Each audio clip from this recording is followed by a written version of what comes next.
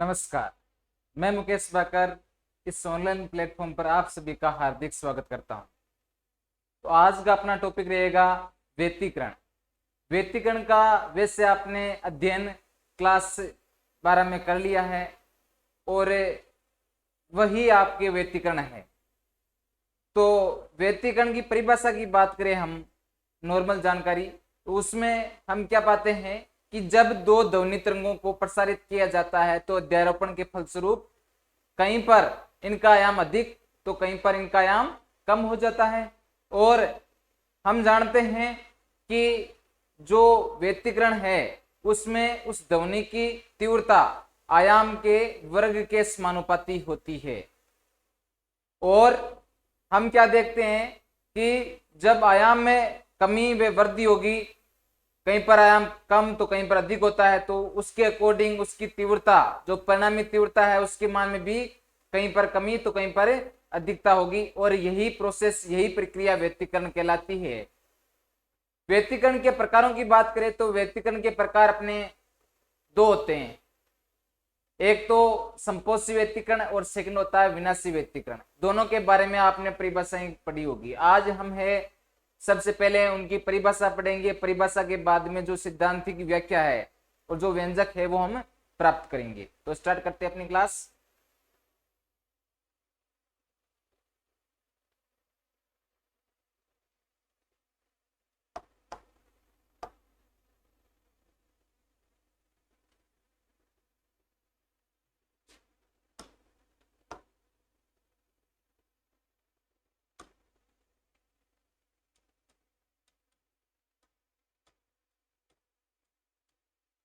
आज का अपना टॉपिक है व्यतिकरण। ठीक है, तो व्यतिकरण में परिणामी तरंग और जो तरंगे होती है उन तरंगों की बात करें हम तो पहले उनका चित्र बना ले हम। यहाँ पे आप पहले ऐसा करो, या फिर आप परिभाषा लिख लेते हैं। चलो परिभाषा लिख लेते हैं। तो परिभाषा क्या होगी कि जब दो ध्वनि तरंगों को प्रसारित किया जाता है तो अध्यारोपण, अध्यारोपण के फलस्वरूप कह सकते हो, या फिर अध्यारोपण के अनुसार, अध्यारोपण के अनुसार, अनुसार क्या होगा, परिणामी जो आयाम है, परिणामी तरंग है, उसका आयाम कहीं पर अधिक तो कहीं पर क्या होगा, कम होगा। तो परिणामी तरंग का आयाम, हाँ चलो पहले हमें आयाम के बात बता दूं। तो आयाम क्या है कि जो अपनी माध्य स्थिति है उससे अधिकतम विस्थापन ही माध्य आयाम कहलाता है। तो परिणामी तरंग का आयाम कहीं अधिक तो कहीं क्या होगा, कम, अधिक कहीं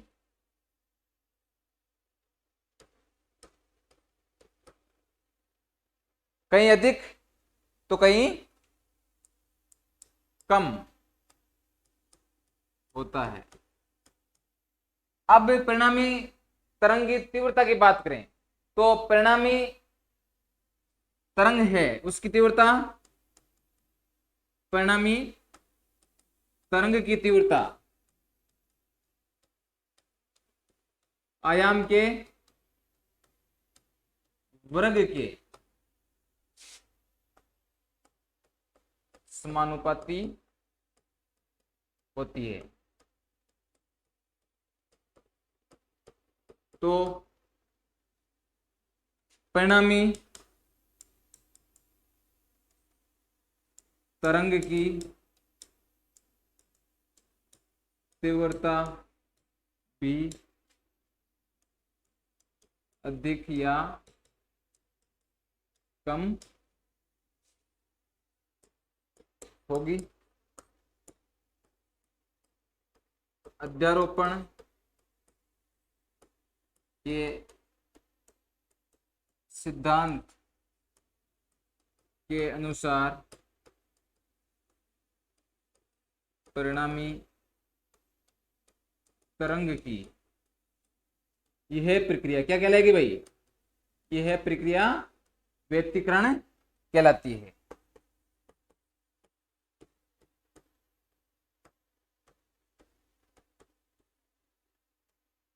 बस यही है आपके व्यतिकरण। इसके अकॉर्डिंग हम ये क्या देखते हैं कि जो परिणामी तरंग है, परिणामी तरंग हम आई मान सकते हैं, और I is proportional to A square, आयाम के वर्ग के समानुपाती होती है। ये हमने पहले पढ़ लिया था। और जो यदि आयाम में परिवर्तन होगा, मान में कहीं पर अधिक तो कहीं पर कम होता है, तो उसी प्रकार जो परिणामी तरंग है उसके मान में भी कहीं पर कमी तो कहीं पर अधिकता होगी, और यही प्रक्रिया क्या कहलाती है? व्यतिकरण कहलाती है। अब व्यतिकरण के प्रकारों की बात करें तो व्यतिकरण के प्रकार होते हैं आपके दो। कौन कौन से भाई? एक तो होता है संपोषी और दूसरा होता है विनाशी। ठीक है, ये दो प्रकार होते हैं आपके व्यतिकरण के, संपोषी एंड विनाशी। तो संपोषी व्यतिकरण की बात करें हम, तो वैसे आपने इसकी परिभाषा पढ़ रखी है कि जो परिणामी तरंग है उसका आयाम, परिणामी संपोषी में ध्यान रखना आप, इनकी परिभाषा मैं शॉर्ट एंड स्वीट में लिखा दूं, ज्यादा थ्योरी नहीं लिखते हुए। तो जो परिणामी आयाम है, तरंग जो परिणामी तरंग है उसका आयाम उन दोनों तरंगों के योगफल से अधिक हो तो वो क्या कहलाता है? संपोषी व्यतिकरण। परिभाषा यहीं पे लिखा रहा हूं मैं आपको, यहीं पे समझ आना।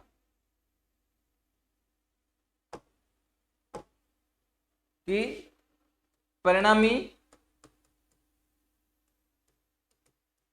तरंग का आयाम दोनों तरंगों के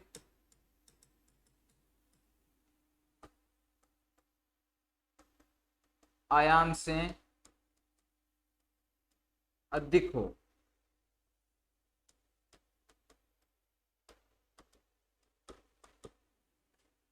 परिणामी तरंग का आयाम दोनों तरंगों के आयाम से अधिक हो तो क्या कहलाएगा? संपोषी व्यतिकरण। संपोषी व्यतिकरण में आप ये चीज एक नोटिस और कर लेना कि संपोषी व्यतिकरण है उसमें जो परिणामी तरंग है, परिणामी तरंग की तीव्रता, सेकंड लिख लेना, परिणामी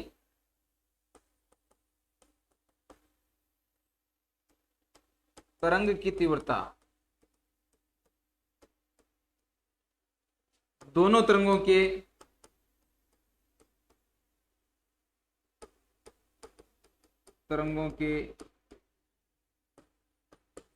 योगफल के बराबर होती है।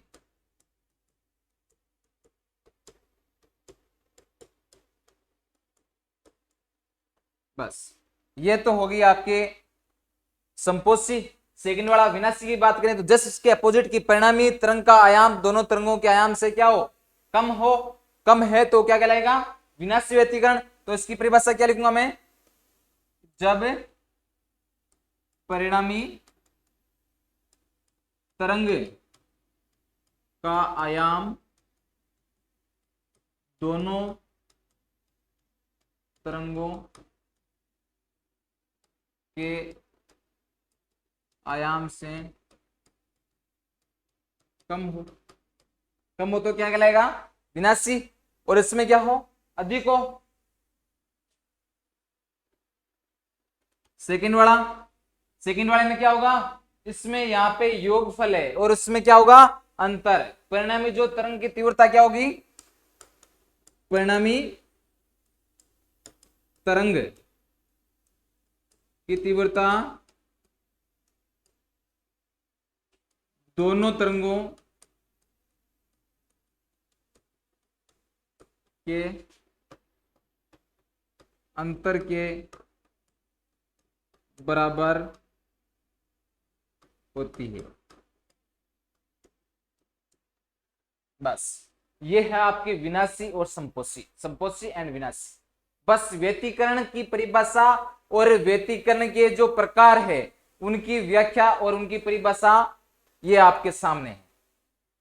संपोषी आयाम से रिलेटेड, आयाम परिणामी आयाम है, दोनों जो तरंगे हैं उनसे अधिक होना चाहिए। और जो सेकंड वाले की बात करें तो तीव्रता है दोनों के योग, दोनों जो तरंगे हैं उनके योग के बराबर होती है। विनाशी की बात करें तो विनाशी में क्या होता है कि जो परिणामी तरंग है उसका आयाम दोनों तरंगों के आयाम से कम हो, और सेकंड वाली कि जिसकी तीव्रता है परिणामी तरंग की तीव्रता उन दोनों तरंगों के अंतर के बराबर होती है।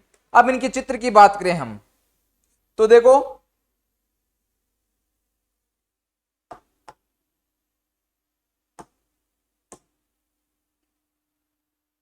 ये मान लो कोई अक्ष है ना, या फिर आप एक्स अक्ष मान लो, जो भी है, तो उसमें है ये आपके, एक मिनट,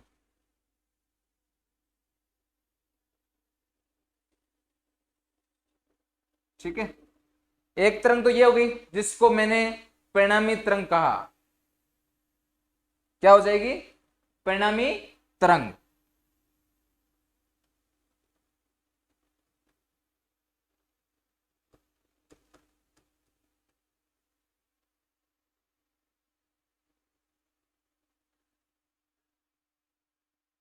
अब है आपके दो तरंगे हो रही ने, तो दो तरंगे कौन कौन सी मानूं मैं, एक एक तरंग, दोनों तरंगे हैं उनका आयाम अलग अलग होगा, है ना, इस बात का ध्यान रखना आप।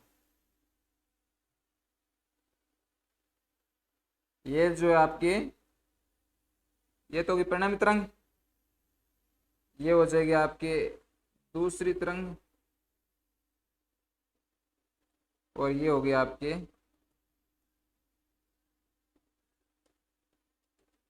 तीसरी तरंग।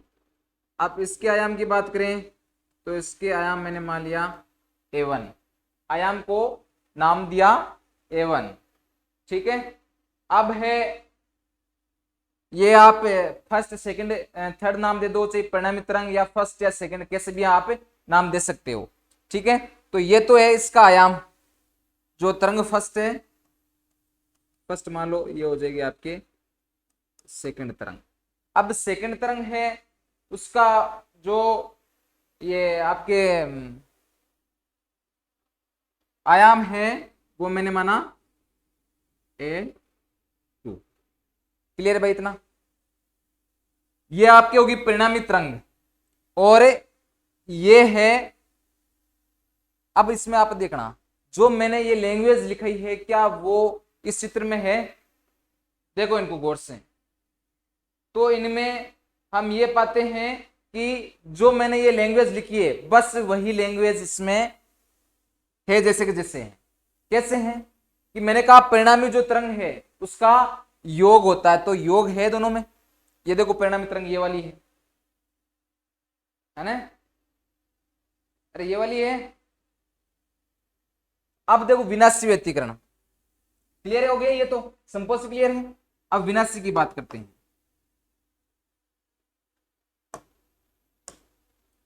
विनाशी में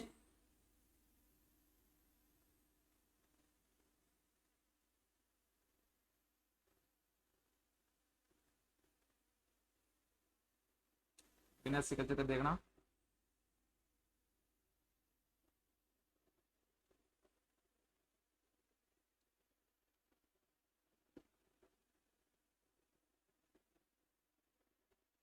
अब इसमें है ना एक चीज ध्यान रखना आप कि ये जो है इसमें परिणामी तरंग है वो होती है बीच में, बीच में, और जो ये अपने फर्स्ट तरंग है वो इसके आयाम से अधिक होती है, जबकि जो ये आपके सेकंड तरंग होती है उसका आयाम उन दोनों से कम होता है, लेकिन वो इनके जस्ट विपरीत होती है। कैसे कि देखो ये तो हो गई, हमने माना किसको, परिणामी तरंग ये वाली होगी, इसको नाम दे दिया ये परिणामी तरंग। सेकंड वाली ये हो जाएगी आपकी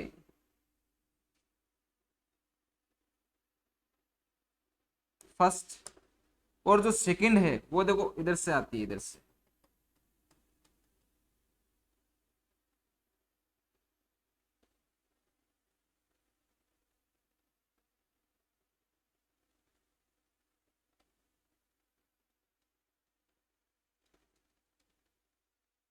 ये हो जाएगा आपके सेकंड तरंग। तो फर्स्ट, सेकंड एंड परिणामी तरंग तीनों आपके सामने है। तो भाई ये बताओ मुझे कि इनका आयाम क्या क्या होगा। सीधा डायरेक्ट आप कॉमन सेंस लगाओ कि इनका आयाम क्या क्या होना चाहिए।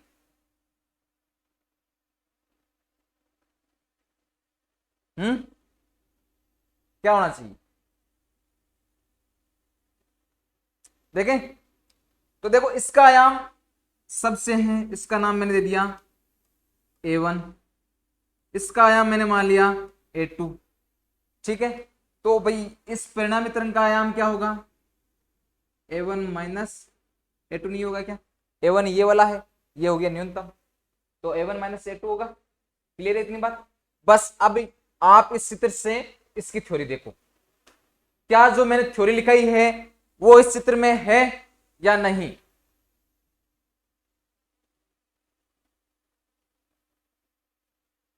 यही है, अरे यही है ना।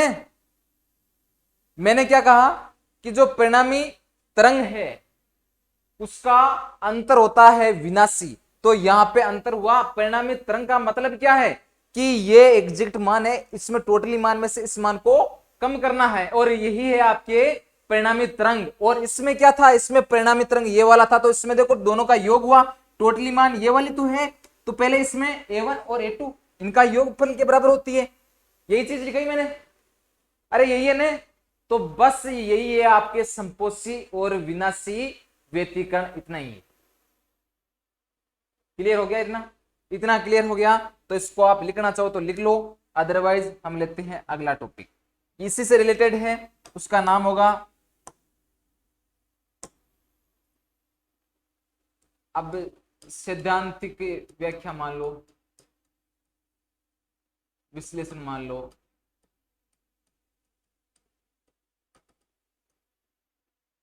कैसे भी है। उसमें हम तरंगे लेंगे, जैसे कि मैंने तरंग ले ली y1 एंड y2 ले ली, परिणामी तरंग है उसको मान लिया, y मान लिया। अब उसके अकॉर्डिंग हमें जो मान है, जो व्यंजक है वो प्राप्त करना है।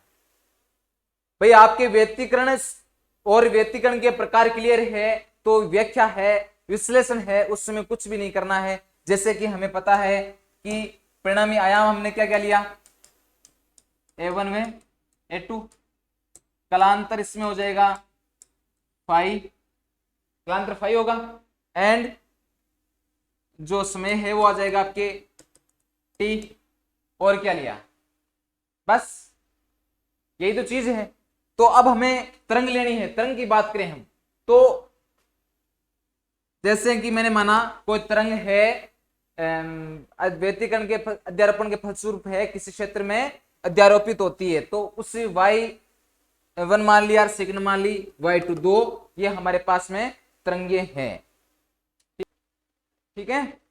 तो अब देखो y1 है, तो y1 के लिए यहां पे हम व्यंजक माना कि जो आयाम है वो A1 हो गया, और साइन ओमेगा टी, इसमें फर्स्ट वाली जो समय अपने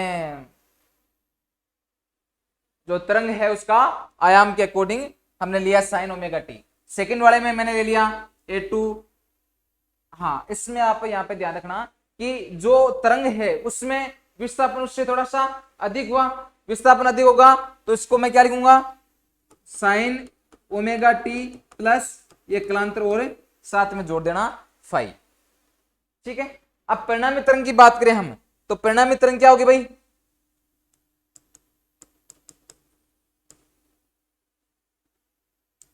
परिणामी तरंग y बराबर होगी y1 प्लस y2। तो y1 का मान क्या है, A1 sine omega T plus A2 sine omega T plus five. अब यहां पे आप देखना A2 तो बाहर पड़ा है ही, sine omega T plus five sine A plus B, तो क्या होता है भाई सूत्र, sine A cos B plus cos A sine B, यही होता है। अरे सूत्र होता है ना साइन ए प्लस बी, तो साइन ए प्लस बी बराबर क्या होता है, sine A cos B plus cos A sine B. तो इसको मैं लिखूंगा A1 sine omega T plus A2 sign A cos B plus cos omega T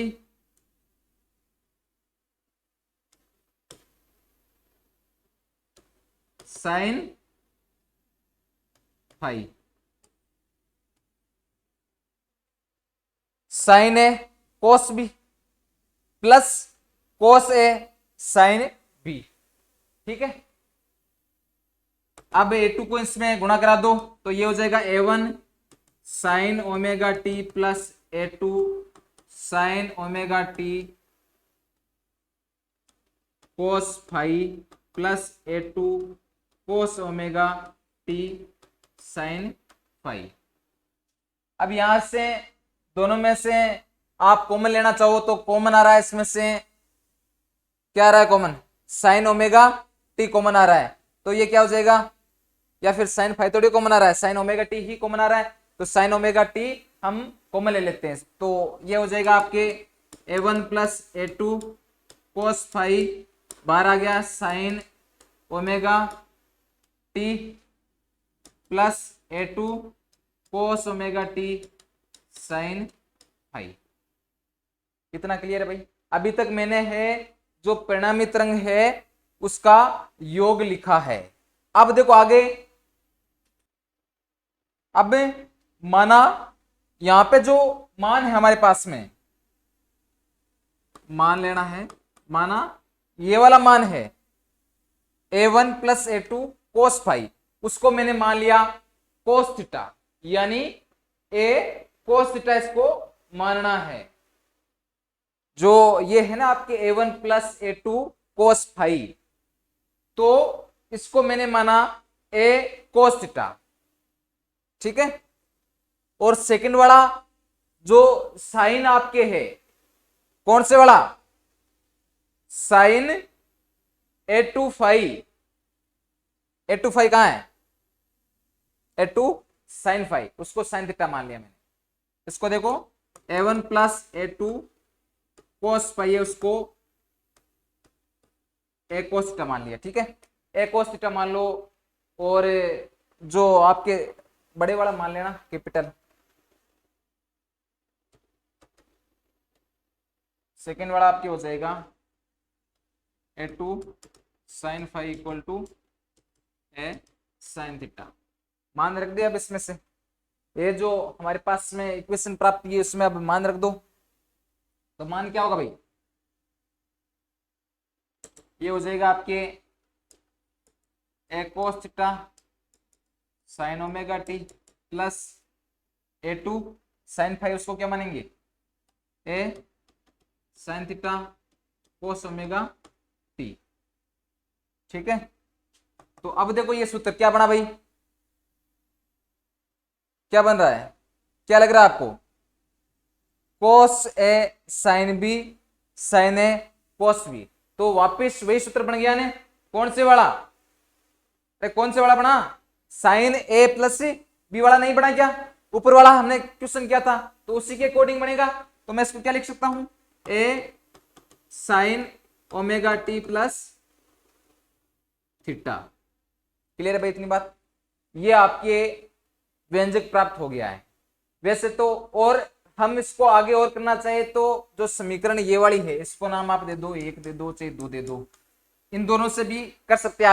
आगे इसमें क्या करेंगे, आगे हैं इन दोनों को स्क्वायर करके जोड़ेंगे, तो उससे भी हमें एक व्यंजक और प्राप्त कर सकते हैं। यदि आप लिखना चाहो तो लिख सकते हो कि समीकरण एक व दो से, तो एक व दो से क्या करना है, इन दोनों का स्क्वायर कर देना और जोड़ देना। कैसे, या फिर आप ये लिखो तो कि समीकरण 1 व 2 का वर्ग करके जोड़ने पर, तो वर्ग करके कैसे जोड़ेंगे भाई?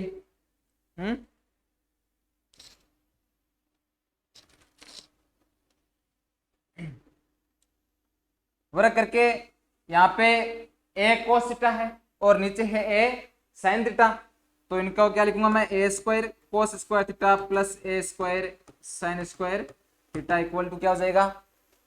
ये a1 plus a2 cos cos phi है, सॉरी कोस फाई का square plus a2 sine phi sine square phi, ये हो जाएगा आपके। तो अब है ये a प्लस बी का होल स्क्वायर हो जाएगा। तो a प्लस बी का होल स्क्वायर क्या होता है भाई? ये a का स्क्वायर प्लस ये हो जाएगा आपके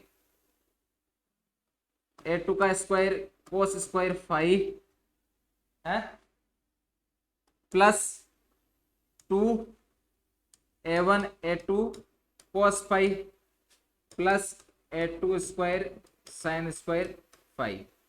इसमें से आप ये देखो कि ये हो जाएगा आपके a1 का स्क्वायर और वो a2 का स्क्वायर, इन दोनों को कॉमन ले लूं मैं।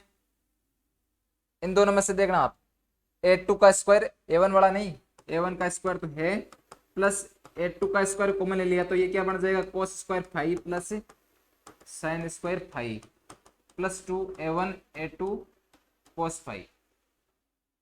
तो ये कितना हो जाएगा? a1 का स्क्वायर प्लस a2 का स्क्वायर प्लस 2a1 a2 कोस फाइव, यही बनेगा। अरे ये बनेगा ना, कैसे हुआ? Cos square five plus sine square five बराबर क्या होता है? 1। तो अब है यहां पे, इधर देखना आप, ये इधर वाला लिखा नहीं, इसमें भी यही होगा क्या? ए स्क्वायर बाहर आ गया, ये साइन स्क्वायर हो जाएगा, तो ये sign square theta plus cos square theta बराबर क्या हो गया? 1। तो ए स्क्वायर बराबर क्या हो जाएगा?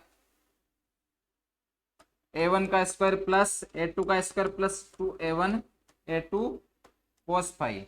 अब यहाँ पे ए स्क्वायर है, ए स्क्वायर हम क्या जानते हैं? आयाम का स्क्वायर है, ध्वनि की तीव्रता के समानुपाती होता है। आयाम का स्क्वायर यानी कि हमने ये पढ़ा ना, I is proportional to A square. तो यहाँ पे क्या है? ए स्क्वायर है, तो उसको मैं क्या लिख सकता हूँ? आई। तो यहाँ पे जब आई होगा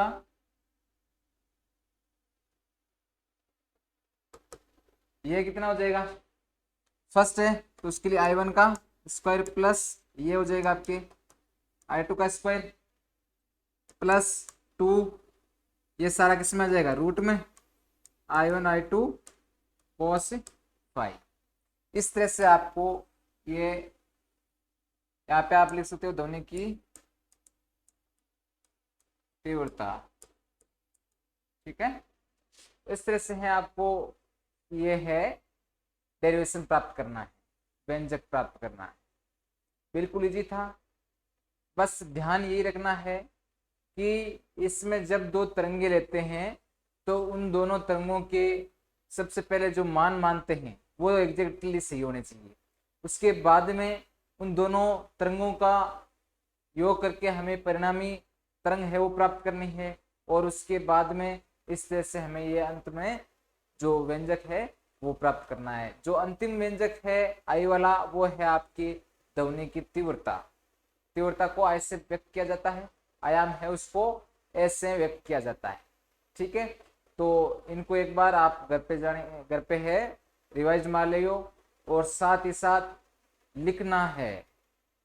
क्या है कि कोई भी डेरिवेशन होता है वो डायरेक्टली हम देखने से समझ जाते हैं, लेकिन समझ में आ जाने के बाद में भी हमसे ये डेरिवेशन नहीं हो पाता। उसकी वजह यही रहती है कि यदि हम बार बार ट्राई करें तब ही हमें इस प्रकार के क्वेश्चन से वो सोल्व कर पाएंगे, ठीक है।